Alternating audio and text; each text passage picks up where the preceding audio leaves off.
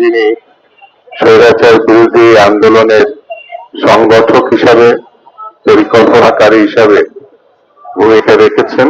জনাব তারেক রহমানের বিরুদ্ধে যেসব কটূক্তি, ষড়যন্ত্র এবং অমর্যাদার বক্তব্য দিয়েছেন, আমি তার তীব্র প্রতিবাদ জানাচ্ছি এবং এই সঙ্গে মহল বিশেষকে বলতে চাই, নির্বাচন হলে তিনি প্রধানমন্ত্রী হবেন এটি বড় বিষয় না। বিষয়টি হচ্ছে বাংলাদেশের মানুষের হৃদয়ে তার জায়গা হয়ে গেছে, মনে তার জায়গা হয়ে গেছে।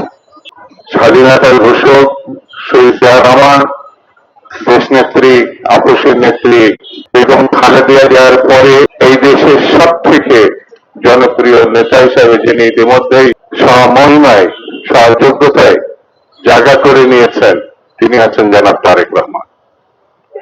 আমার নেতা